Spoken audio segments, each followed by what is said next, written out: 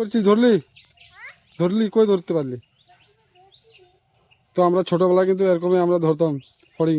দেখতে পাচ্ছ গ্রামের মধ্যে এত বড় যদি গাড়ি ঢুকে যায় তাহলে মুশকিল। তো গুড মর্নিং বন্ধুরা, ফাইনালি আমি চলে এসেছি বাড়িতে। আর ফাইনালি দেখতে পাচ্ছ যে এখানে সব সবজি দাদা নিয়ে এসেছিলো। তো এগুলা হলো 30 টাকা দিয়ে নিয়েছে, এগুলো 10 টাকা পোয়া বেচবে। আর কোয়াশ আছে তোমার 40 টাকা কিলো, বাঁধাকপি 40 টাকা, আর পোয়া নিলে তোমার 15 টাকা পড়বে। বেগুনও তোমার 15 টাকা। তো বেগুন হলো 2 কিলো 25 টাকা। তো ফাইনালি আমি বেরিয়ে যাবো এখন। তো ফাইনালি আমি কালকে তো সবজি বিক্রি করে না, যে গেছিলাম অন্য জায়গাতে।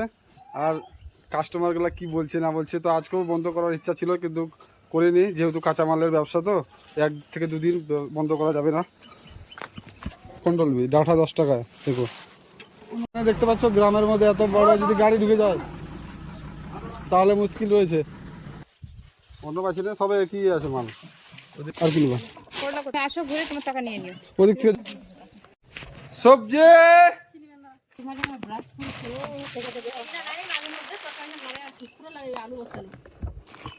দোকানে এই যে বড় বড় একটা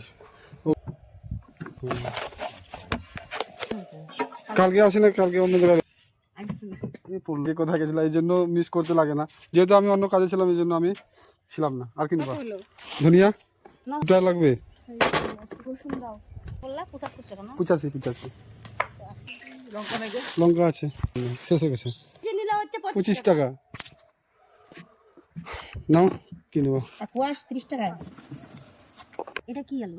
এটা তোমার এসে গাজল না কি বলে, মালদা। এগুলো আলু না করছিস ধরলি ধরলি কই ধরতে পারলি? তো আমরা ছোটবেলায় কিন্তু এরকমই আমরা ধরতাম ফড়িং। দেখো পাটকাঠির উপরে কিন্তু আঠা লাগানো আছে না, বুঝকি আঠা লাগানো আছে না। তো ফাইনালি এখন ঘুরতে বাজে এখন 10:30 নাগাদ। তো আমার অলমোস্ট কমপ্লিট হয়ে গেছে বিক্রি করা। তো অল্প কিছু রয়েছে, তো এখানে নিবে বলে তো এর জন্য দাঁড় করাচ্ছি। তো প্রায় সবজি তো মোটামুটি শেষের পথে।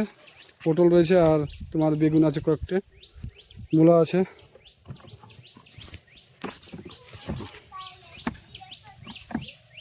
বেগুন আর 2-2.5 কিলোর মতন রয়েছে। আলু পুরো শেষ।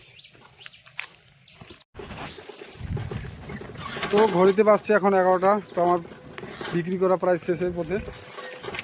তো 1500 টাকার মতন আজকে বিক্রি হয়েছে। আর মাল নিয়ে আসছিলাম আমি 1250 টাকার। তো লাভ কত থাকলো তোমরা কমেন্টে অবশ্যই জানাবা। তো দেখাচ্ছ অন্য কোনো ভালো ভিডিওতে।